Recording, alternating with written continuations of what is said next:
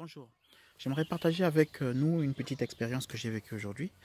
Donc, il y a quelques jours, donc j'ai vu avec mon voisin, je lui ai demandé conseil pour savoir comment il fallait faire un certain travail, puisque je ne savais pas le faire, je ne l'avais jamais fait. Et donc il m'a donné des conseils, il m'a dit, en tout cas la première fois qu'on fait ce genre d'activité, on fait beaucoup d'erreurs, c'est moche, on se trompe, voilà. Et donc aujourd'hui j'ai décidé de le faire. Après avoir hésité pendant longtemps, je me suis dit, bon voilà, il faut le faire de toutes les façons, je suis appelé à le faire, il faut que je le fasse à un moment donné. Donc je me lance. Et puis là, je pense à mon voisin, je dis, purée, il m'avait dit que c'est difficile, c'est pas facile, et puis ça va pas être beau, ça va pas être réussi, parce que c'est toujours comme ça la première fois, voilà. Donc, directement mes pensées se tournent vers lui, je dis, bon, je vais aller voir mon voisin, je vais l'appeler. Je vais chez mon voisin, il n'est pas là. Sa femme me dit qu'il est pas sorti, il est sorti, il n'est pas là. Donc je reviens, je dis bon, je vais regarder sur YouTube, peut-être que je vais trouver des tutos. J'ai envie d'aller prendre mon téléphone, je dis non, c'est pas la peine, je vais y aller, je vais foncer dedans. Alors j'ai essayé, j'ai commencé à bosser. Et en bossant, au fur et à mesure, je me rendais compte que bah, ça se passait bien. J'arrivais à bien faire la chose. C'est surtout quand mon épouse est venue et puis elle dit oh mais c'est bien ça, waouh, c'est joli. Et puis là je fais bah, qu'est-ce que tu crois toi, je gère. Au fond de moi, voilà, j'étais il y a quelques minutes dans la peur, je dis bah je gère. Donc j'ai bossé et une heure après mon voisin arrive, donc je vais le voir, je lui dis bah écoute tu sais j'ai commencé à travailler sur ce dont on avait parlé, est-ce que tu peux venir voir et me donner ton avis. Donc mon voisin arrive, il regarde. Et il me dit, mais c'est impeccable, mais c'est bien ça, waouh. Mais non, mais là, franchement, je suis fier de toi, c'est bien ça, franchement, bravo. J'ai dit, waouh. Et donc, j'ai tiré une leçon. La leçon que j'ai tirée, c'est que des fois, les choses que nous pouvons entendre peuvent nous empêcher d'exprimer notre potentiel, nos capacités. Il y a des choses, bien évidemment, que nous n'avons jamais essayé de faire ou que nous n'avons jamais expérimenté, mais il y a un début à tout. Et souvent, on a cette peur de dire, bon, je ne l'ai jamais fait, je ne sais pas le faire, est-ce que je pourrais le faire? Et surtout quand on entend quelqu'un qui nous dit, c'est difficile, parce que cette personne l'a déjà faite, eh ben, on se canalise, hein, on se conforme à ce que cette personne nous a dit. Donc en fait, on rentre dans son cadre, mais sans tenir compte du fait que chacun a ses capacités. C'est-à-dire que quelqu'un peut être pro dans quelque chose, mais avant d'arriver à ce statut de professionnel, la personne a galéré pour arriver là. Et un amateur, peut-être, ne va pas galérer, il va faire la chose une fois, et puis ça va passer, ça va couler. Donc, souvent, on se formate sur la base de ce que nous entendons des gens, ou des conseils que nous demandons aux gens. Et on se met nos propres murs, on se met nos propres limites par rapport à ce que nous avons entendu. Alors que nous pouvons essayer et nous pouvons faire. Il n'y a pas de réussite sans échec. Il n'y a pas de succès sans échec. Nous sommes dans une période, dans une génération où on parle beaucoup de succès, succès, succès, succès. Et on a peur de se lancer ou on a peur de faire quelque chose parce qu'on peut vivre l'échec. Mais oui, mais l'échec fait partie du succès. Parce que l'échec va nous donner de nous améliorer, va nous donner d'apprendre, va nous donner de grandir, va nous donner de mieux réfléchir, voilà, de mieux agencer les choses, de mieux reprogrammer les choses. Donc, l'échec fait partie de la réussite. Ça, c'est une chose. Mais surtout, ça m'a fait penser aussi à quelque chose. Ça m'a fait penser à Israël. Hein, cette histoire dans la Bible où Israël va gagner Canaan. Donc, Josué et Caleb, avec d'autres espions, sont envoyés en Canaan pour explorer, espionner, explorer le territoire. Et quand ils reviennent, là, il y a les 12, donc les 10 espions.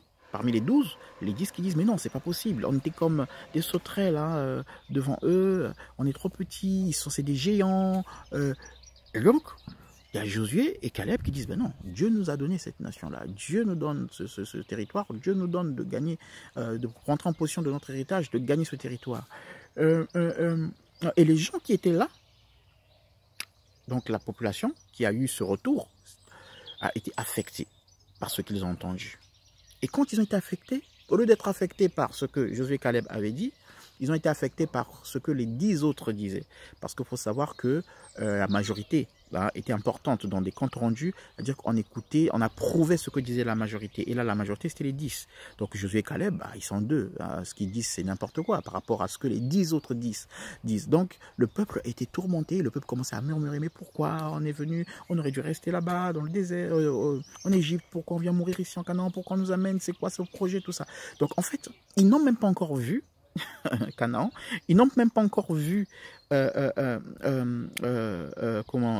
les géants dont on leur parle, hein, mais ils ont déjà une vision d'échec. Ils se prennent pour des sauterelles. Donc on leur a dit que nous étions comme des sauterelles. C'est-à-dire que ceux qui viennent faire le rapport disent nous étions comme des sauterelles, et eux aussi, ils rentrent dans ce cadre-là, dans ce lot-là, ils se conforment à cela pour dire que oui, moi aussi je suis une sauterelle. Donc moi je me joins à toi, qui était comme une sauterelle devant ces géants, et bien moi aussi je suis une sauterelle avec toi.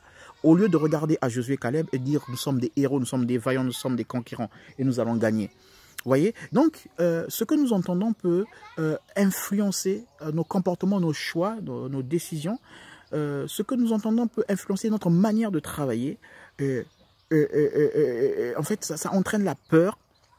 Et cette peur-là, ou la méfiance, et ça nous empêche d'exprimer ce que nous sommes, les capacités que nous sommes. Et il y a beaucoup de gens qui ont freiné leur vie parce qu'ils ont entendu. Il y a beaucoup de gens qui ont freiné leur projet parce qu'ils ont entendu. Il y a des gens qui ont voulu se lancer dans quelque chose, ils se sont arrêtés parce qu'ils ont entendu. Il y a des gens qui ont voulu donner leur vie à Jésus, mais ils ont entendu, ah mais attention, c'est des mythes, c'est n'importe quoi ces histoires. Et bien, ils se sont arrêtés. Il y a des gens qui ont failli vivre une délivrance, une guérison, mais ils ont dit, oh mais Jésus guérit, non mais c'est pas vrai. Et ils ont refusé qu'on prie pour eux, alors que ça ne leur coûtait rien. Et jusqu'à ce jour, ils sont souffrants.